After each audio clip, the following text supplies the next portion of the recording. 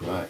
What we're going to do is create a business idea with a full working website and a hacked together backend and everything over the course of 4 hours, because that is all the time I have to do this, just to show you how it can be done and how you don't need to be a really smart web developer to put together a little business website, and that there are actually so many free tools out there that will allow us to basically just hack this together really quickly and come out with something that people may potentially be willing to pay for, which is the perfect MVP, minimum viable product of a business idea. So let's just get going. Okay, so we're going to go through this as fast as we can. I'm not going to show you guys every single line of code or every single little thing that I do, but I'm just going to generally talk about what I am doing. All that I have done and all the resources will be available probably in a GitHub repository, which I will link in the description. So the steps that we are going to do are: step 1, design the website. No. Step 1, get the domain. Step 2, design the website. Step 3, design the forms, which you will understand. Coffee. Design the forms, which will make a bit more sense later on when you understand what the website and business idea is actually going to be doing, but for now just build forms.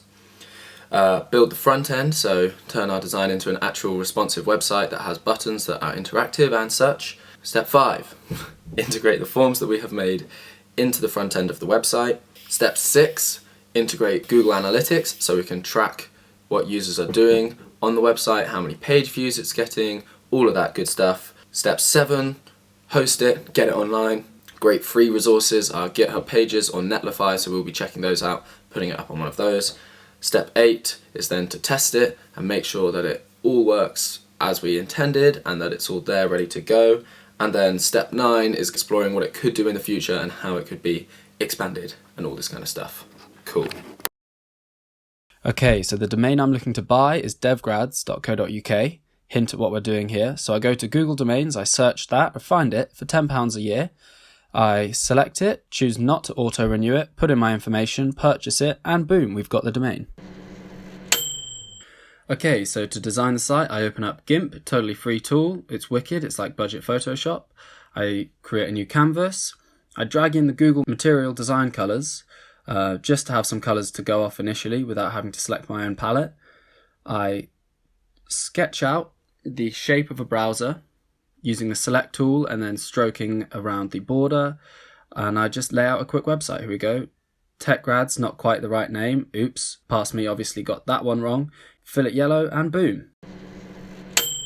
Creating the forms, I'm going to go to Google Forms. It's totally free and you can embed the forms into a site using iframes. So again, I'm using the wrong name. I think that's going to be a trend, so just work with it.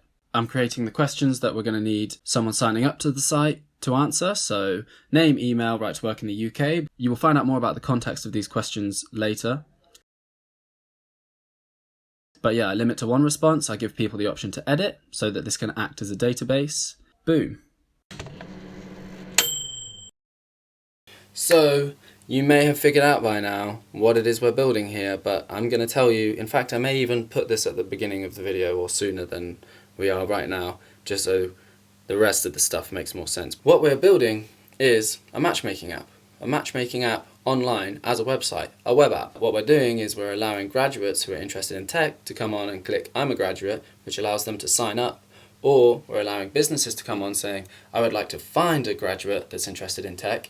They can pay me money, or I can be generous and I can give it to them for free, but this is just a really quick way of seeing whether there is a business opportunity here for matchmaking of graduates and people looking for graduates. We can go through all of the steps of defining the business model of this whole business idea, but I think it's super important when you're trialing new business ideas to just build a minimal little thing in the space of a day or so that can just validate the idea for you without you having to do all of this massive market research, right? Okay, so I'm going to CD into my YouTube folder. I'm going to make a new directory called apps, and then I'm going to use create React app. You can download that off Node Package Manager to create a React template inside a folder called client. Boom. So now I'm going to rename that client to TechGrads. Again, I'm using the wrong name, and I'm just going to strip away some of the files here that we don't need in this template. Then I go into index.html, just change a few things so it's about TechGrads when I meant DevGrads instead of just React App. Fill in some basic info on app.js. You may be very unfamiliar with React, and that's totally cool. I'm going to go through these files and kind of explain what they're doing later, and if you want to learn these concepts, I totally recommend doing some YouTube or Udemy courses. You'll pick it up pretty quick, because I find this stuff fairly intuitive to learn. Obviously, it takes practice, but you can totally do it. So now we're making a buttons component, which will be used to render the buttons that you saw in the design so that people can click if they're a grad or looking for a grad. Then Create React App has built-in dev server functionality for us, so we can go back into terminal, run npm start, and that will start up the dev server. I go to the dev server on localhost port 3000 and I see that I have a bunch of errors, so I just go through fixing those.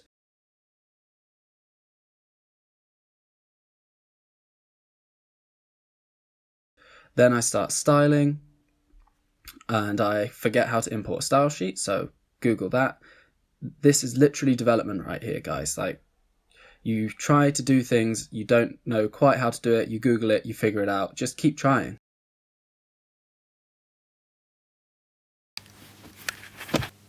Okay, so I've just had lunch, quick little break, played a bit of Fortnite, looked at some memes on Reddit.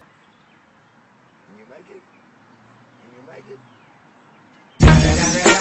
Want to check out my van? I got some candy. Bug off, man. I'm going roller skating. Here's not showing. Hey. I fucking hate this love. So, let's recap what we have done so far. We have registered the domain, we have done the initial design of the site, we've built the forms, and we've kind of initially started working on the front end. We've used Create React App to create a simple React JavaScript app that can just be deployed statically to a free hosting provider. Perfect. So now we just need to go back, finish this beast that is the front end work, which is by far the most complex part of this whole thing. But don't worry, it's going to be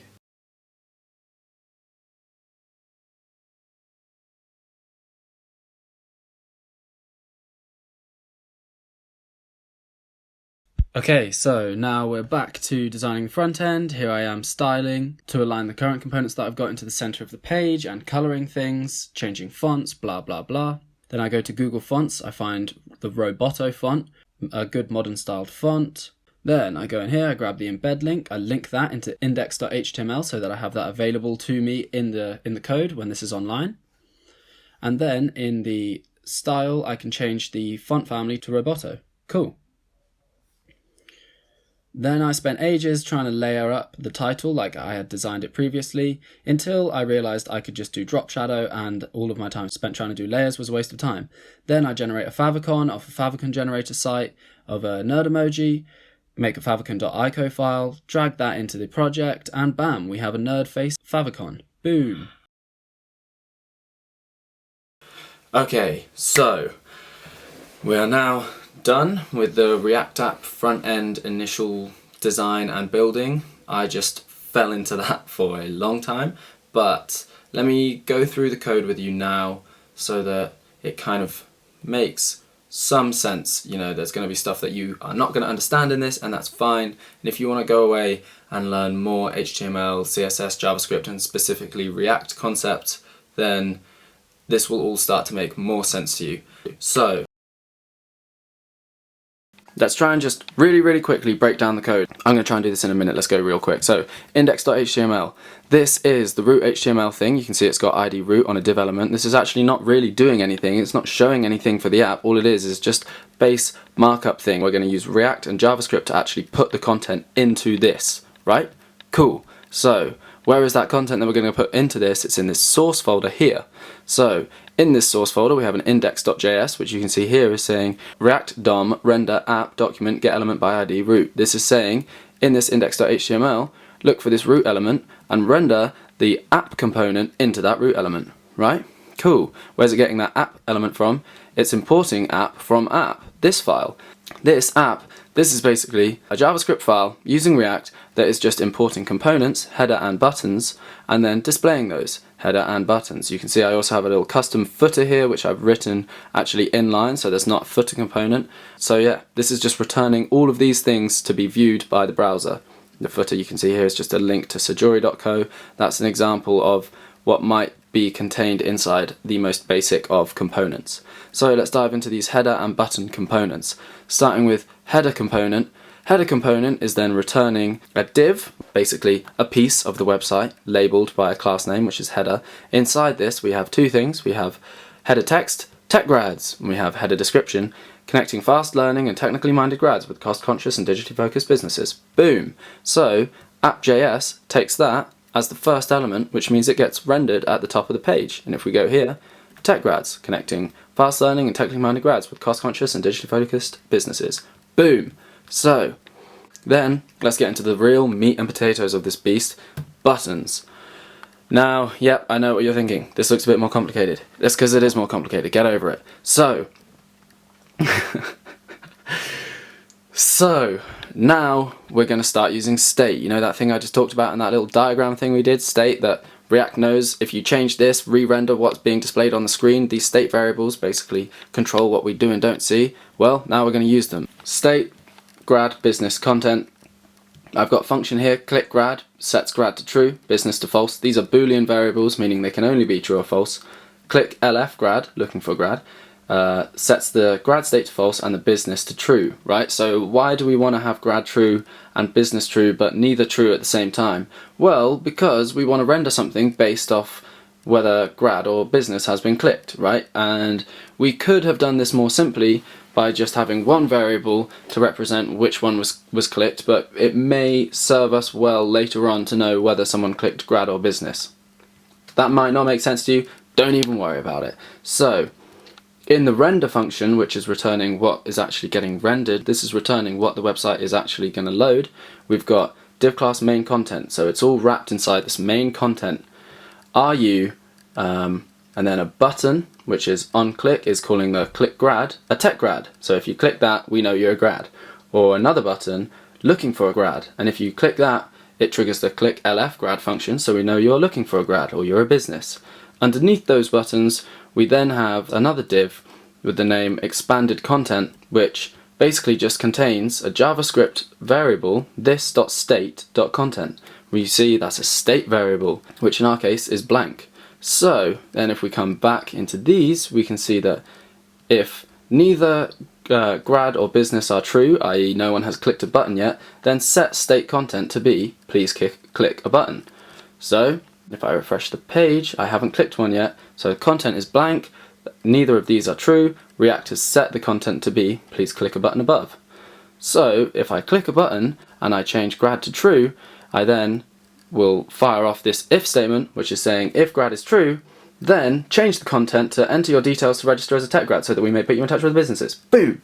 If I click looking for tech grad, then business becomes true and grad becomes false, and then if business is true, then the content becomes get in touch so that we may put you in contact with a tech grad. Boom! So if I click this, bang, that's not focused. There you go. Enter your details to register, blah, blah, blah, blah. If I click that, bang, blah, blah, blah, blah, you see? So these bits of code here are going to be the perfect little positions for us to put our sign up form for a grad or our get in contact for a business. Now we're going to integrate the forms. So what I've done is I've gone to Google Forms, I copied the iframe code that you can find right there in the form page. I've pasted that into where I just showed I would put it in the React code. You can see it there inside the content in that if grad statement. You can see the iframe. Here in the if business statement, I'm putting a mail to link and I'm pre-populating the email pop-up that will appear with the subject and some content so that it's not just a blank email that appears. I've put a mail to my email address.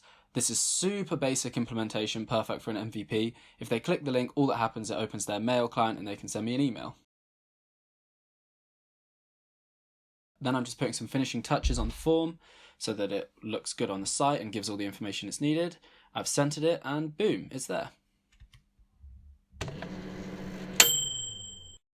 So I've made an account on Google Analytics.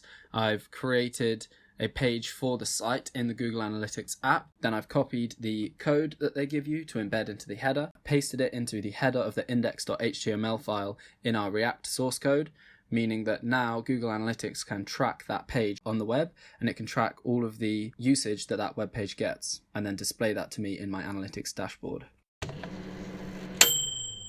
Okay, so onto site hosting. So I've heard a lot of great things about Netlify, so I go over to netlify.com, I make an account, I link it to my GitHub account, and then I need to link it to a repository. So I head over to GitHub, I make a new repository for tech grads. Again, I'm still using the wrong name, please forgive. Then I go over to my terminal, I add the remote origin of my new GitHub repository to my tech grads folder. I then add all of the files to commit, and then I push the commit up, so that there is now a repository full of the source code for this site, and then back on Netlify I can select that repository and start an auto deploy.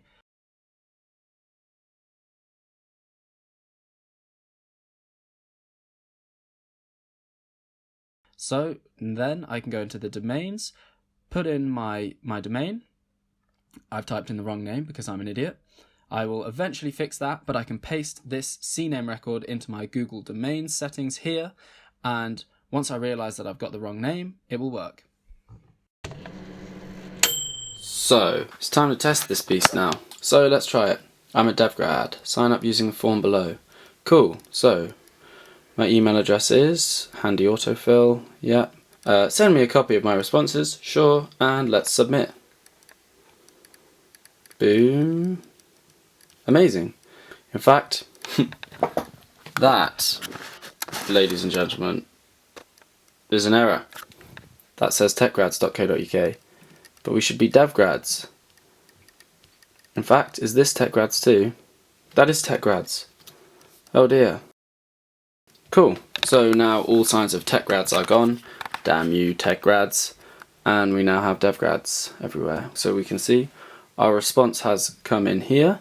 So we now have a working backend just using Google Forms, and I can create a spreadsheet of the responses that are coming in, so that when someone emails me asking for a DevGrad to get in contact with, I can now send them this spreadsheet. This is what the value of the business is, this spreadsheet.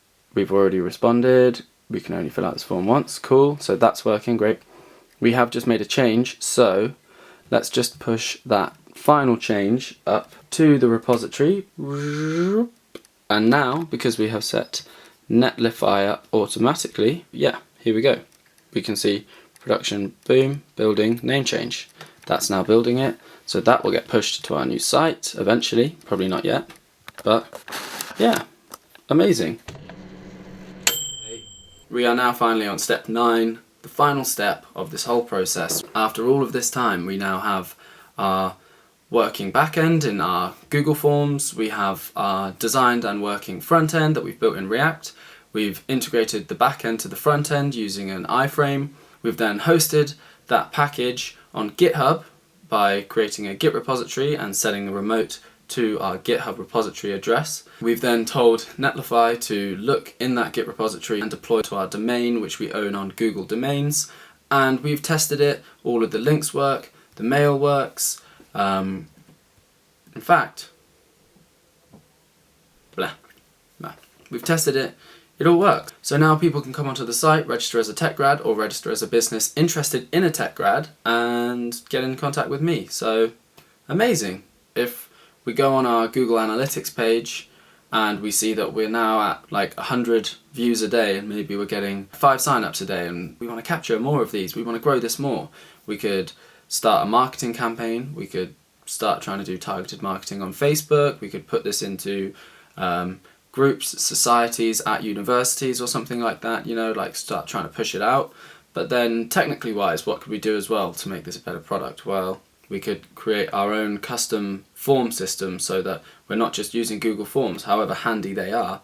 What if we want custom logic where we can take someone who has submitted their form onto the next piece of advice and stuff? We could implement our own payment feature into the site so that we could use Stripe or Google Payments. is that a thing? I think it is a thing, onto the site, so that if they click looking for a dev grad, they will be presented with a payment page. Maybe they pay and it's automated access, right? I don't want to be getting all these emails all the time. Then there's maybe we want to let grads log into the site. We want them to be able to manage their profile that businesses are seeing in the site. So we build an authentication flow, we can log them in, we can store that login in the cookies of the website.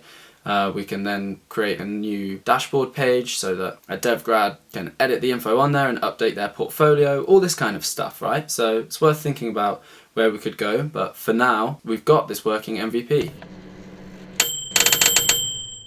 And we did that in approximately 6 hours, so ran a little bit over schedule. Now I've got to go, but I hope this has been kind of useful and hopefully vaguely entertaining and interesting to watch. Peace.